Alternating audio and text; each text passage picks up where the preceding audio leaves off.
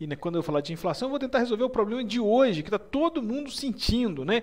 Por que que a bolsa está caindo? O que está acontecendo com a economia? Por que está todo mundo aí virado no girai, aí, preocupado, reclamando de tudo que está acontecendo?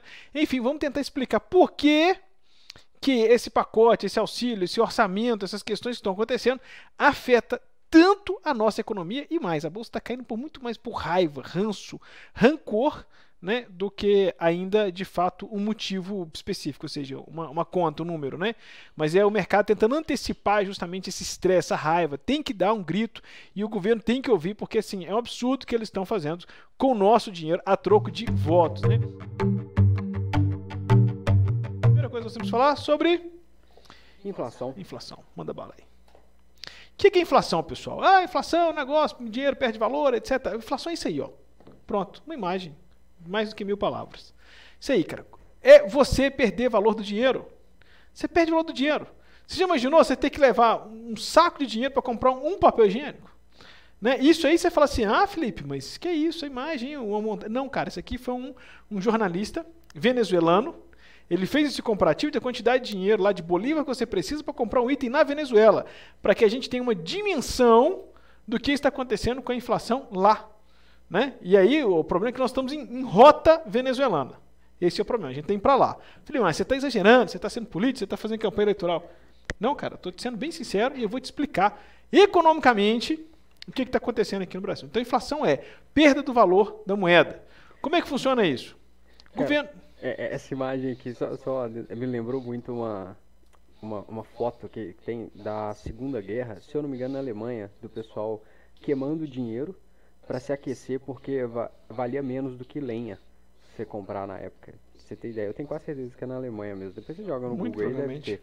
E aí, assim, é um negócio bizarro, cara, fora do normal, queimando umas crianças brincando, assim, com uma pilha de dinheiro, assim, de nota. Porque o valor da moeda não valia mais nada. Bom, como é que a gente funciona a economia, né, cara? Primeiro, uma coisa é ter um equilíbrio. Não dá para ligar a impressora, não dá para fazer igual o Biden, né? O Biden tem uma mega economia nas mãos lá, então ele consegue deixar a impressora quente por mais tempo. Mas aqui os países que são emergentes, meu amigo, já sofrem influência demais para conseguir tentar manter esse equilíbrio. Então, as coisas são equilíbrio. Você produz, você cria dinheiro. Não tem como você criar dinheiro do nada. Seria muito simples, seria muito legal ficar em casa, ligar uma impressora, imprimir dinheiro e não ter que trabalhar. Né? Não ter que trabalhar. Então, assim, seria uma questão assim, nossa, fácil, pô, simples pra caramba. Né? Deixa a impressora ligada, vai imprimindo dinheiro e as coisas vão funcionando assim. Não funciona, amigo. O dinheiro precisa de você para produzir. Ter dinheiro, você precisa de ter uma produção. Não tem jeito de você fazer do nada. Aí você pode virar e falar assim, né? Eu tô sendo bem crítico, vocês estão acompanhando o Café Econômico, então a gente fala um pouco sobre isso, né? Tem esse equilíbrio das coisas. Por quê? O dinheiro tem que ser feito acompanhado de produção. Produção. Em 1780, um camarada, Adam Smith, escreveu um livro chamado Riqueza das Nações. Cara, onde ele vai exemplificar isso aí, tem um livro top, bacana, 2 volumes, recomendo que vocês leituram. É cansativo? É, porque é 2 livros lá, se você somar tudo, dá quase 1000 e tralá de páginas. Vale. Agora você tem um resumo, dica de leitura. Você tem um resumo feito pela editora Pinguim, que chama Mão Invisível. Né? Em toda a sua obra, só um spoiler aqui, o Adam Smith é um dos pais ali do capitalismo, ele determina algumas regras do capitalismo e o negócio funciona. Eu vou dar 3 exemplos aqui para vocês, né, de recuperação, que exatamente fazendo o que Adam Smith falou, inclusive nos tempos modernos. E ele fala ali, né, que o mercado se regula sozinho, ele tem o seu próprio controle, teria a mão invisível. Ele cita isso uma vez em todo o seu livro, mas isso fica tão, essa marca, né, fica tão ímpar, tão determinada, que aí acaba ele fica sendo conhecido, né, por essa expressão aí da mão invisível. Então vamos lá. O que o nosso querido amigo Adam Smith fez lá em 1700, cara, nós estamos falando aí de mais de 200 anos atrás. E até hoje a gente ainda não aprendeu, né? Aqui no Brasil, porque o resto do mundo aprendeu. Só para você ter uma ideia, é o seguinte: a gente estava ali num processo de exploração portuguesa nas Américas gigantesco. Né? Portugal e Espanha estavam explorando ali, que a América, levando ouro, levando pau-brasil, estava levando açúcar, levando madeira, né, borracha, enfim, os caras estão aproveitando aqui fazendo a festa, né, liquidação, levando as nossas riquezas aqui para lá. E aí o que acontece? Adam Smith leu em inglês e ele vira e falou o seguinte: não adianta, olha só, a Portugal e Espanha serão países pobres no futuro. Olha que loucura isso. O cara profetizou isso lá atrás. Você pode pegar o livro dele que ele escreveu lá, antes de 1800, o cara profetizou isso. Cara, Portugal e Espanha serão países pobres no futuro. Porque não adianta você ter riqueza. Não adianta. Quanto mais ouro Portugal extrai da América e leva, né, para o seu país, mais pobre ele fica. Aí você fala assim, não tem condição não. Se o cara tem ouro, ele está rico. Meu amigo, mas o problema é o seguinte, que ele está trazendo ouro para o seu país e não está gerando produção. As pessoas não estão trabalhando, não estão gerando riqueza. O ouro vai perder o valor. Você imagina o seguinte, você tem esse controle aqui, ele custa 1 kg de ouro, beleza? Eu tenho 1 kg de ouro, vou trocar aqui, ó, 1 kg de ouro, branquinho, ouro branco, e 1 kg de um controle, beleza? Ouro branco e controle. Beleza, tá bom, ótimo. Então o que acontece? Eu preciso de comprar um controle. Tá bom, então eu vou te entregar 1 quilo, porque a economia está ajustada. Se você for ver o conceito de Karl Marx, no seu livro Capital, ele fala que o valor do produto é a soma de horas trabalhadas de uma pessoa. Depois isso acaba ruindo, né? Com a Revolução Industrial, isso acaba não funcionando, porque agora a máquina que produz não é mais a pessoa, o tempo hora da pessoa muda, mas não vamos entrar nesse detalhe não. Tá? Então quer dizer, se você gasta ali um tempo para produzir esse controle, vou vender ele por um ouro, porque também é uma quantidade de dinheiro que tem na economia. As coisas estão equilibradas. Agora, o que acontece se, em vez de ter um controle, branca, não tem outro aqui, se tivesse 2 controles? Pronto, aí, ó. Pronto, você está querendo que eu use folhas? Porque tem vários? Estou brincando, tá? Então, o que acontece agora? Eu tenho 2 controles. E aí, eu tenho duas barrinhas de ouro aqui agora, e eu tenho a mesma quantidade de controle. Por quê? Porque as pessoas não estão trabalhando para produzir mais controle. Eu simplesmente estou jogando mais dinheiro na economia. Estou trazendo mais ouro, estou criando dinheiro aqui, estou aumentando a pilha de dinheiro. Mas eu estou aumentando a produção? Não. Não estou aumentando a produção. Se eu não estou aumentando a produção, automaticamente esse controle vai valer mais. Se eu dobro a quantidade de dinheiro, esse controle agora vale o dobro. Entende? O que acontece? Então, você começa a gerar inflação. Qual que é o problema? A pessoa está perguntando. Mas mesmo se eu usasse esse ouro apenas para o comércio exterior, perderia o valor? Sim, também perderia o valor. E aí a gente vai entrar nesse conceito. Por quê? Portugal traz ouro, traz ouro do Brasil, né, da América, etc. Leva para o seu país, Portugal. Ele fica com mais ouro, mas ele não aumenta a sua produção. Aí você vai falar assim, então tá bom. Então e se eu pegar esse ouro e fizer uma compra de fora? Comprar de um outro país? Tá bom, eu vou trazer um produto que eu não produzi e o ouro vai embora. E eu vou ficar de volta com o produto. O que eu vou fazer com esse produto? Entende? Não funciona, ou seja, eu só vou trocar ouro por produto, vou ficar com o produto dentro do meu país, mas não há comércio, não há negociação, não há geração de riqueza. Você achou que ia falar de valor, né? Geração de riqueza. Não tem. Adam Smith escreveu isso lá atrás e funcionou muito bem. Sabe o que ele fez? Então ele sugere, ele como inglês, um bom inglês, cidadão britânico, sugere o seguinte à Inglaterra: olha, nós não temos aí, né, tudo bem, tinha já conquistado ali a Índia, já tinha o sul da África, já tinha outras regiões, ele estava começando a conquistar a Austrália, enfim, estava expandindo ali, mas Adam Smith fala assim, não vamos preocupar em trazer toda essa riqueza dos demais países, porque isso não será eficiente para a Inglaterra. O que será eficiente para a Inglaterra é nós aumentarmos a nossa capacidade de produção, porque quando a gente aumenta a capacidade produtiva se torna eficiente, cada vez mais rápido, aí o conceito de Adam Smith vai estendendo, que ele vai falar assim, cada vez mais rápido, mais eficiente, com menor custo, a gente vai usar o que é a nossa vantagem. Aí vem outra... O cara, o Smith foi fera, né? Ele traz um outro conceito também da vantagens comparativas. Se a gente produz muito, a gente reduz o custo de produção. Se a gente reduz o custo de produção, a gente consegue vender para outros países. E aí a gente vai receber dinheiro, olha que interessante, a gente vai receber dinheiro em troca do nosso produto, da nossa venda. O dinheiro entra, mas a gente produziu, trabalhou por ele. Então a gente fica cada vez mais rico. E aí, como é que vai ser essa questão de riqueza? Com esse excesso de dinheiro, a gente investe em tecnologia, produz mais e vende para mais países. Quanto mais a gente vende para os outros países, menos eles produzem. Tá entendendo? Menos eles produzem e mais eles vão ter que nos pagar pela nossa produção. Isso vai nos tornar cada vez mais rico. É muito mais fácil do que eu lá invadir e pegar seu ouro. Olha que loucura. O cara fala isso em 1700. Então, o governo britânico entende essa regra e fala assim, caramba, Smith, você é um cara bom mesmo, hein? Você vai se tornar um lorde aqui. Inclusive, você vai trabalhar aqui no nosso Ministério da nossa Economia, cara. Você é top. Você manja desse Paranauê aí. O que ele faz, então? Acontece depois? Revolução Industrial. Olha o que acontece com a Inglaterra, explode. Ah, Felipe, mas isso aí funcionou lá em 1700, não vai funcionar no tempo de hoje. Tudo bem, meu amigo? Mais 2 exemplos e vou trazer um coringa para você depois. O que acontece com a Alemanha para ela desenvolver pós-guerra? Foi destruída 2 vezes. 2 vezes ela foi destruída. O que a Alemanha desenvolve, trabalha e produz? Aumentar a sua eficiência em produção. Hoje é o país mais rico da Europa. Por quê? Porque ela investiu em produção. Ela não investiu em trazer riquezas de fora. Ela falou assim, vou tornar meu processo eficiente, vou trazer as indústrias, vou desenvolver aquilo que eu sou bom, a mecânica. E vou desenvolver produtos cada vez melhores, de melhor qualidade, custo barato e de qualidade, eficiência. Simplesmente pegou a Adam Smith e jogou na veia do cidadão. Quem fez isso semelhante? Japão, 2 bombas. O único país que tomou 2 bombas nucleares, destruiu, devastou a população socialmente, devastou moralmente, de saúde, de energia elétrica. Os caras não tinham condição de produção de energia elétrica, não tinha usina nuclear naquela época. Então, sim, os caras, o que eles tinham para gerar energia elétrica não tinham condição, não tinha produto, não tinha terra, não tinha plantio, tinha nada, porque era uma ilha. Tomaram um couro na Segunda Guerra Mundial, perdeu o poder e influência demais, né? Chegou a aliança e virou e falou assim, você nem pode produzir mais armamento, ou seja, subjugou demais o Japão. O que o Japão faz? Peraí. Vamos ler um livro aqui de um cara chamado Riqueza das Nações, de Adam Smith. O que esse cara falou? Para a gente investir em eficiência e aumentar a nossa produção. Pô, o Japão se torna um tigre asiático e expande, né, o seu desenvolvimento aí para a Ásia.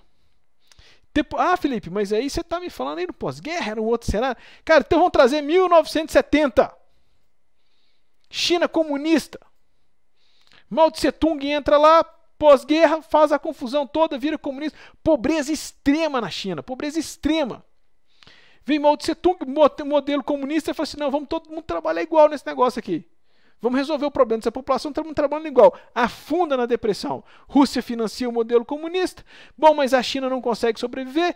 Como a Rússia também passa a sua dificuldade, a China acorda e fala assim, cara, o comunismo é bom para ter uma influência política totalitária. Mas ela vai me ruir economicamente, eu nunca vou crescer, nunca vou ter poder. O que a gente faz então? Vamos focar na eficiência e ser ali a área industrial do mundo. Aí vem tem hoje o Xi Jinping, o Xi Jinping, né? Xi Jinping, né? O pai do Xi Jinping hoje. Dá um Google aí, o pai do Xi Jinping. Aí é o seguinte, só para eu trazer o cara aqui, porque essa parte não estava na pauta, né? Eu só estou contextualizando aqui que esse é o pai do Xi Jinping. E aí o cara vai lá e fala assim, pô, vamos fazer aqui algumas ilhas, né? Chama zonas econômicas, que ele faz, cria 12 zonas econômicas. Xinjiang. É isso aí. Meu chinês tá meio treta aí. Não é nem chinês, né, que fala, né? Passado, né? Mandarim. Né? Mandarim, isso aí, obrigado. Você é um lord inglês. Você é parente do... parente do Adam Smith. Você é parente do Smith, Martinelli Smith. Mas vamos lá. Aí é o seguinte, você tem essa parada toda da China, né? Que aí ela vai e faz a revolução. Cara, isso funciona. Teoria econômica clássica, funciona. Não adianta você criar dinheiro. O que a gente está acontecendo? Estamos tentando criar dinheiro. Por quê? Porque o governo, ele gasta, desde 2014, gasta mais dinheiro do que arrecada. Se ele gasta mais dinheiro do que arrecada, o que acontece? Ele tem que imprimir dinheiro. O que acontece quando ele imprime dinheiro? Inflação. Gera inflação. Isso vai deixar o país mais rico? Não deixa. Não deixa mais rico. Né? Você cria uma série de problemas. Aí o que você faz? Não, então vamos criar então um sistema assistencial. Quando você cria um sistema assistencialista, você tem de novo um novo problema. Por quê? Porque você está dando dinheiro para a pessoa sem ela trabalhar. Além de você destruir a moral da pessoa, porque ela não se sente competente, sempre se sente ali um necessitado, um subjugado, um inferior à sociedade, um marginalizado no sentido de viver à margem, porque ele não se sente o igual aos outros, emocionalmente falando, tem vários estudos psicológicos que provam isso, você ainda não enriquece a nação para ela receber aquele dinheiro. Inclusive, tem outras pessoas que estão trabalhando para pagar aquele sustento. Ou seja, você está empobrecendo quem trabalha, você não cria meritocracia. Outro problema de consequência social muito grande aí. Bom, beleza. Mas por que que isso funciona? Que aí a gente estava discutindo isso aqui no almoço. E aí nós temos o Milton Friedman. Esse jovem senhor que vê aí, que ele está vivo ainda, né, o Milton Friedman? Ou já morreu? Nossa, cara, não sei. Ele é contemporâneo nosso, ele é da turma dos nossos aqui, já não é do 1700, tralala, não. não. É antigo, não. Não é não, novinho aí. Eu peguei esse cara vivo. Não sei se ele tá vivo ainda, mas deve estar tá esbarrando aí. Às vezes o Covid levou, né? Mas eu tô. Ô, rapaz, fala isso não. Mas vamos lá. Tem o Milton Friedman. Cara, ele faz uma analogia extremamente interessante, tá? Onde ele vai mostrar um conceito seguinte: como que o governo, criando um programa assistencialista, mesmo que você mostre economicamente que ele é ruído e falido, que não funciona, que ele não se perpetua. Morreu em 2006? Morreu em 2006, ó. Morreu junto com o cara da Apple, né? Enfim, mas vamos lá. Então, aí você tem essa questão, o cara é economista, o Friedman top, vale a pena você conhecer algumas coisas sobre o que ele fala. Tem um livro muito bom também. Como é que chama? Chama Liberdade e Capitalismo. Bem legal. Isso aí, meu amigo. Hoje você já tem a fonte de leitura. Hoje nós estamos no panorama mundial aqui de economia. Mas vamos lá. O que o Friedman faz aqui? O Gustavo, inclusive, estou trazendo a analogia que o Gustavo falou na hora do almoço. É para você ver, nosso almoço aqui, meu filho, é enriquecido. É verdade, cara. Cada assunto que a gente fala aqui no almoço. E no café da manhã? O café da manhã, então, meu irmão, você acha que o café econômico começa, a nossa iluminação começa no café da manhã econômico? Muito antes disso. Os debates filosóficos aqui, sociais, para resolver os problemas do mundo. Mas vamos lá. O Lombardi é um excelente contribuidor disso aí, né? Tá atrás das câmeras aqui, o cara é bom. O time da Hunter aqui é fogo, cara. Mas vamos lá, aí o que você tem, o que Friedman fala? Olha a analogia de Friedman, você tem o nome aí, como é que chama o negócio? Rodada, girada, jogo?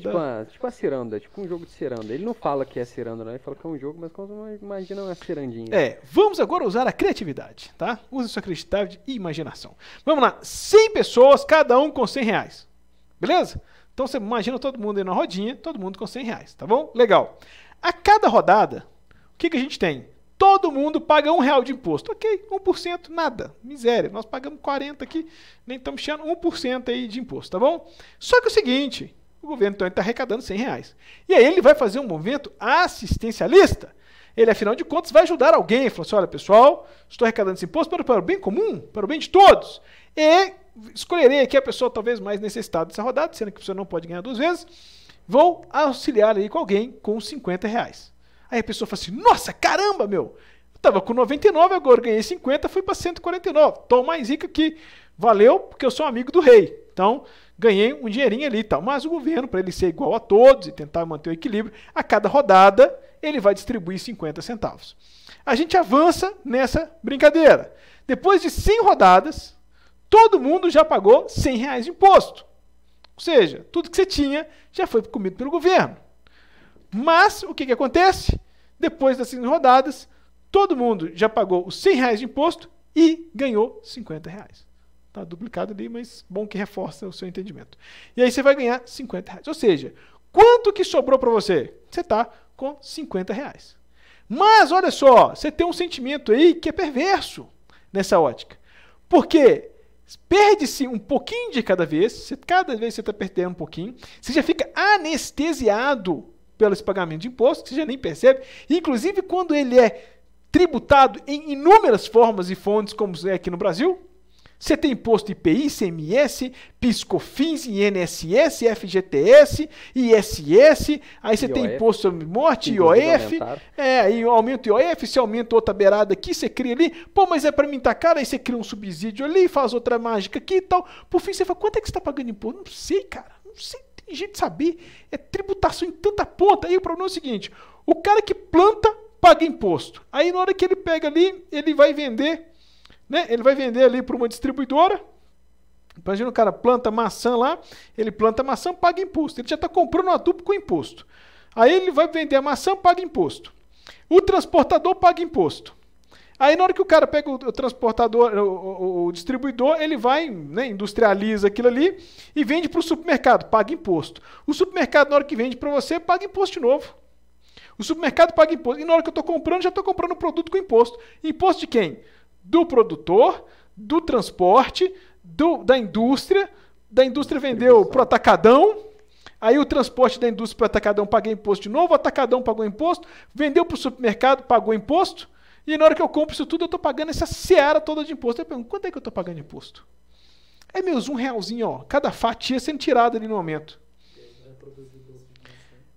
Aí você vai, pois é, aí você produz, assim, já sei, vou ter que ganhar um dinheiro, vou produzir um doce de maçã, imposto. Hã? Meu irmão, você paga imposto até para respirar. Um dia minha filha tá falando assim, papai, a gente tem que pagar dinheiro para tudo? Eu falei assim, minha filha, para respirar ainda não. Aí ela falou assim, mas por pouco tempo, né, papai? Eu falei, sim, você já tá entendendo direitinho como é que o mundo funciona.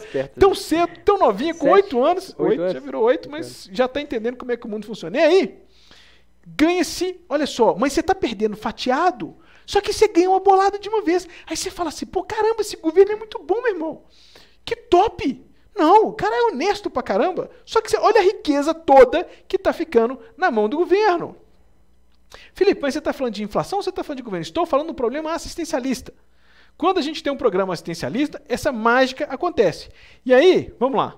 Aí você deve estar perguntando assim, o que você está perguntando? Não é que deve estar o ódio, você página errada. Aí, onde é que está o problema? Onde é que está o problema, Felipe? Pô, o governo está pegando imposto, está devolvendo dinheiro pro cara. O que tem? O que você está me falando aí do Friedman que contou essa história do imposto? Você está me falando aí o problema do Adam Smith? Cara, que tem isso a ver? Onde é que está o problema? Não estou entendendo. O cara está morrendo de fome lá, você tem que ajudar. Meu irmão, o problema está aí, ó. O problema está aí, cara. Quem passa necessidade vai passar mais necessidade. E o problema é que a quantidade de pessoas que vai passar necessidade vai cada vez aumentar mais. Doloroso ver isso, mas é a crua e dura realidade.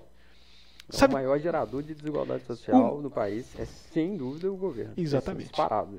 Não cara, tem nem comparação. Você tem vários livros explicando isso, você tem vários conceitos explicando isso, a gente vai tentar explicar um pouquinho disso aí, vou trazer alguns exemplos, vou trazer algumas analogias, mas, cara, você tem isso aí, um grande defensor disso aí é justamente um cara universitário, o Mises, mais pra frente um pouquinho, a gente vai falar dele, mas assim, ele mostra isso, cara, o tanto que o governo, ele cria desigualdades, ele cria o problema para depois resolver o problema. E o problema é que ele não consegue resolver o problema. E na tentativa de resolver o seu problema, ele cria ainda mais problema. Porque pelo simples fato seguinte, você imagina só uma pessoa que ganha R$1.000 hoje, salário mínimo. Tá? O cara ganha R$1.000. O que acontece com ela? Ela gasta o dinheiro todo para subsistência. Hoje, um salário mínimo de R$1.000, o cara sobrevive. Ele não vive. Ele não vai conseguir colocar um filho numa escola particular. Ele não vai conseguir fazer uma viagem de final do ano bacana. Ele não vai ter uma ceia de Natal confortável. Então, ele vai ter uma série de dificuldades nessa questão aí. E aí, o que a gente tem? Né? Quando o preço das coisas aumentam, o que pesa muito? Porque, olha só, quando o cara está na classe média ou classe alta, o preço do combustível aumenta, ele para de comer um lanche no supermercado, sei lá, compra comer um lanche, para de comprar uma pizza, o cara para de fazer uma viagem, diminui, faz uma redução de custo. Quando o cara tem muito dinheiro, ele vai tirar de uma aplicação, de um investimento, ele já tem essa cultura, ele demora para chegar nele. Mas quando o cara é pobre, tem dificuldade, ele passa necessidade, aí, meu amigo, não adianta. Sobe o preço da comida, o que ele faz? Ele não tem onde cortar. Vai faltar, vai comer menos. Aí você vira o governo e fala assim, não, mas espera aí, eu não posso deixar tanta gente passando necessidade assim. Então o que eu vou fazer? Eu vou dar dinheiro para esse cara. Porque precisa, você tem que resolver o problema emergencial, tem que dar o dinheiro, sim, você tem que resolver o problema do cara ali. O problema dele tá agora, né? É agora. Não, vamos gerar uma economia linda, maravilhosa, que daqui a 7 anos resolve. Não vá, vamos resolver, vamos reduzir imposto, vamos resolver. Não, você tem que dar comida pro cara, não tem jeito. Você tem que resolver o problema ali. Só que o que acontece? Se esse é o único modelo que você faz, você tem um problema, porque você dá mais dinheiro pro cara, você dá mais R$100. Aí ele fala assim, desafoga, né? Aí ele... bota o nariz para fora e começa a respirar. Só que quando você dá R$100 pro cara em escala, bilhões e bilhões sendo distribuídos por mês, o que você tem? Você está gerando riqueza? Vamos ler de novo lá o Adam Smith? O que você faz? Você gera inflação. Então, o que esse cara, com 100, ele precisava de 130, 140 para ele pagar a conta, ele tinha 1.000, desculpa, ele tinha 1.000, e ele precisava de 1.050 para pagar a conta, agora o governo dá 1.100, aí ele fala assim, nossa, tive um pequeno alívio. Né? Eu precisava de 1.000, a minha despesa era 1.050 e o governo está me dando 1.100. Quando você cria esse dinheiro sem gerar produção, se o cara trabalhar, o que você tem? Qualquer contraparte, você gera um processo inflacionário, o preço das coisas vai para 1.200. E aí o que você tem um problema? Quando vai para 1.200, o cara continua agora, antes faltava 50, agora está faltando 100. Só que para dar esse auxílio para ele, outra pessoa está tendo que pagar também, ou seja, está deixando de consumir para a economia, para pagar mais imposto, para aquele dinheiro vai para a fonte ali, para o consumo do cara. O que vai acontecer? Mais pessoas vão perdendo sua riqueza, seu valor, e vai chegando a linha de pobreza. Cada vez mais pessoas vão ficando necessitadas de todo esse modelo. E aí você vai gerando um processo que vai ficando cada vez mais pobre, cada vez com maior dificuldade com esse problema. Aí você fala assim, pô, Felipe, e qual que é o próximo passo disso aí? O que é o próximo passo? Ah, a gente tem a história aqui, ó, década de 80 e 90 contou isso pra gente. E o pessoal esquece disso, cara. Isso aqui é recente demais. Eu estou falando de 30, 40 anos atrás. Sim, foi ali. Exatamente. Quem lembra disso aí? O fiscal do Sarney. Fiscais do Sarney. E aí o que era? Acontece? O cara chegava e falava assim, o preço é tabelado. Porque falava assim, cara, mas o que está acontecendo? A inflação está alta demais. O que está acontecendo? A inflação está tudo subindo de preço. Esses empresários aí, ó, os caras não têm consciência, não têm amor à pátria, subindo o preço das coisas. Que absurdo. Não. Vamos agora tabelar o preço, congelar o preço das coisas. Aí você congela e fala assim, cara, mas olha só, você está congelando o preço da venda, só que o problema é que eu estou comprando cada vez mais cara a matéria-prima. Você não congelou o preço da matéria-prima. E aí o que acontece? Agora eu não consigo vender. E se eu vender no prejuízo, eu quebro. Aí que você fala assim, não, mas agora vamos botar, o fiscal, o policial vai lá ver. E se você estiver subindo o preço, você vai ser multado. Isso que aconteceu aqui na época do Sarney com o fiscal. Aí você fala assim, Felipe, mas isso aí está muito longe. Está muito longe de acontecer, isso não é realidade, você está projetando o futuro. Beleza, vamos ler. A Argentina retoma o congelamento de preços e entenda essa velha ferramenta anti-inflação que não funciona. Essa matéria aqui... Está muito pequenininha, dia 14/10. 14/10. Semana passada. Tá bom? Joga no Google, você vai ver. Joga no Google aí, congelamento de preço na Argentina. Mais de 1.900 preços congelados. Ah, mas... Não lê, cara. O que acontece? O problema da Argentina, ela está 7, 8 anos na nossa frente. Tá? O problema deles aí... o futuro do Brasil, a gente olha para isso aqui e vê o Brasil chegando lá. A Venezuela está uns 20 anos na nossa frente. A Argentina está uns 7, 8 anos na nossa frente aqui. E o que vai acontecer daqui, sei lá, 2 meses? Tá faltando arroz na Argentina. Tá faltando papel higiênico no supermercado. Tá faltando tudo. O quê? Congelou o preço. Se eu sou produtor, não faz sentido para mim produzir. É melhor não produzir do que produzir e vender a um preço congelado. Senão eu quebro, então não vou produzir. Simplesmente vai faltar produtos nas prateleiras. Esse é o ponto que eu ia falar. E, inclusive, no próximo slide, o nosso Ludwig von Mises. Cara, livro sensacional. Escreveu vários livros. Lê as 6 leis dele. Recomendo demais. 6 lições. 6 lições de Mises. Cara, fantástico. Ele resume isso aí. O livro é pequenininho. Resume. O cara, é uma palestra que ele deu, inclusive, na Argentina, em Buenos Aires. E aí a esposa dele foi lá e pegou, foram 6 dias de palestra, ele vai lá, ela faz o resumo, né, desse simpósio aí, do que ele falou, e escreve o livro aí, as 6 leis de Ludwig, 6 lições de Ludwig von Mises, que ele fala o seguinte, cara, ele fala ele desenha esse modelo. E aí quando você congela o preço, é o pior do cenário. Ele dá um exemplo clássico, e eu vou terminar isso aqui de inflação, a gente vai falar de PetroRio depois aí com o Gustavo.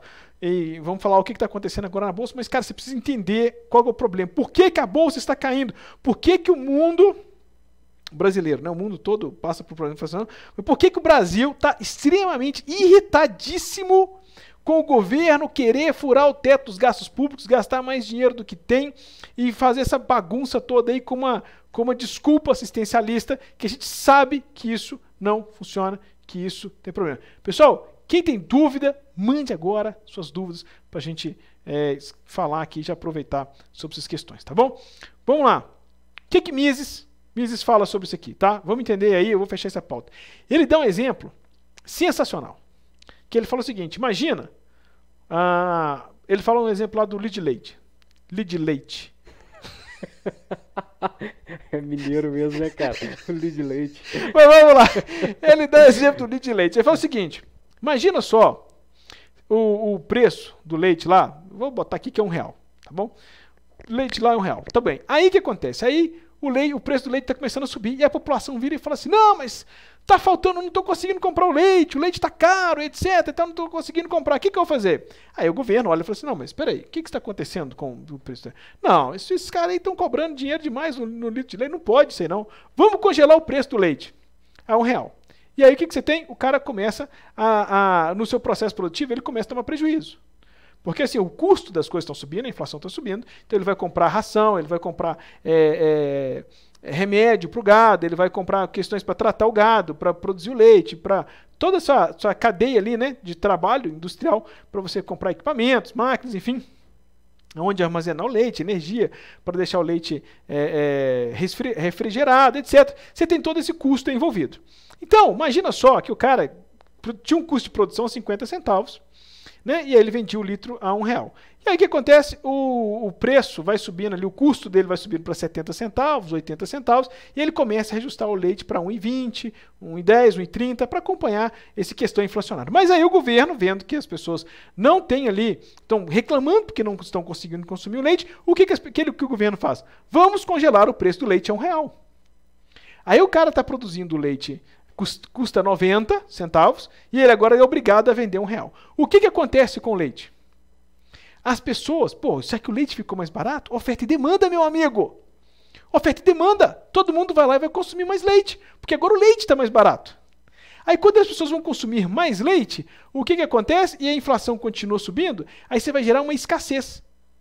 Aí o que acontece? A inflação continua subindo, o cara está vendendo leite a R$1, aí o custo de produção dele sobe, porque você não cria leite do nada, aí aumenta o custo de produção dele está R$1,10. E ele está vendendo leite a R$1. Ele vai falar assim, cara, eu sou uma empresa, eu não sou uma ONG. E nem se eu fosse uma ONG, eu sobreviveria porque eu estou no prejuízo. Eu estou negativo. Então eu vou quebrar. Vai quebrar minha reserva, eu vou parar de produzir leite. Por quê? Porque eu não tenho condição, nem é vantagem, e nem tem condição, dinheiro mais para subsidiar a minha indústria aqui por produzir a R$1,10 e vender a R$1. Ou seja, vai diminuir ainda mais a produção do leite. O que acontece com o leite? E todo mundo consumindo, agora consumindo ainda mais, porque quando o litro era R$1,20, R$1,30, você tinha um equilíbrio, a pessoa economizava em outra coisa e consumia o leite. Então ela pesava na balança a importância do leite para ela. Agora que o leite barateou, é lógico que ela vai deixar de comprar outros produtos mais caros para consumir o leite. E agora está faltando leite porque a indústria não está produzindo. Aí você começa a gerar escassez, racionamento. Aí quando você gera racionamento, o governo vai falar assim, não, peraí, então vamos priorizar. Crianças abaixo de 2 anos vai ter a cota. Pode comprar 1 litro de leite por dia. Crianças que tem de 2 a 4 anos vão comprar meio litro de leite. E quem é acima de 4 anos não pode comprar mais leite. Aí o que você cria um problema? Vai ter sazonalidade, porque vai ter região que não tem criança.